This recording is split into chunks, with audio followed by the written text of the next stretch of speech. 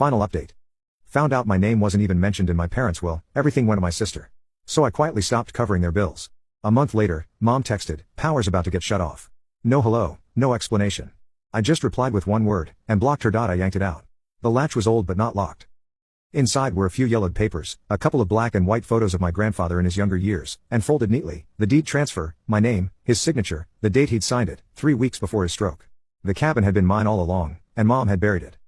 I didn't know what to feel in that moment, not rage, not triumph, just numbness, a strange sense of grief for the years I'd spent thinking I had no real place in the family legacy, for all the times I believed them when they acted like I should just be grateful to have my own life, for letting myself feel guilty for pulling away when I'd done more than any of them ever had. I took the papers, all of them, slid them into a folder I found nearby, then I locked the attic behind me, returned the ladder, and left the house exactly as I'd found it. I didn't leave a note. That evening, I drove out to the lake. I hadn't been there in almost 10 years. The cabin looked smaller than I remembered, and the porch sagged a little more, but it was still standing, still quiet, still mine. I stood at the edge of the water as the sun began to set, the folder tucked under my arm, and realized something I hadn't felt in years: peace. But that feeling didn't last long, because 2 days later, Lindsay showed up at my apartment, and she was furious. She showed up just before noon on a Saturday. I had been planning to drive out to the cabin again that afternoon, start taking inventory, maybe make a list of what needed fixing before the fall. But the sharp, rapid knocks on my door cut through my morning like a blade. I knew it was her before I even looked through the peephole. Lindsay always knocked like that, like the world owed her attention right this second. I debated not answering, but something told me this was it, the confrontation I'd been waiting for or maybe avoiding. I opened the door slowly, keeping my expression flat. She was already mid-rant. "You went through Mom and Dad's things?" No hello, no pretense.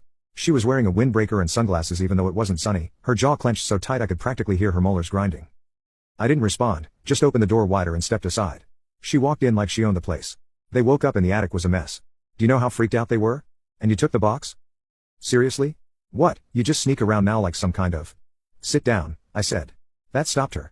I don't think I'd ever spoken to her like that, calm, cold, not angry, just done. She blinked. "Excuse me?" I said, "Sit down." To my surprise, she did, mostly, I think, because I wasn't reacting, and Lindsay thrived on reaction. I grabbed the folder from the kitchen counter, set it down on the table between us, and slid it toward her. "Take a look." She opened it like she expected to find a prank inside. Her eyes scanned the deed transfer, then again, then again. Silence stretched out. Finally, she said, This doesn't. It was supposed to be part of the estate." "It wasn't," I said. "But Mom says..."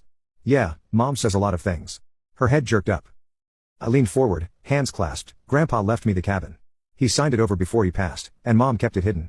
You rewrote the will with her, didn't you? Helped her simplify it." Lindsay didn't respond, but her jaw twitched again. "You thought I'd never find out, just like with the bank account, the slow siphoning. You thought I'd never check. You didn't care about the cabin," she snapped. "You never even went up there. You moved out."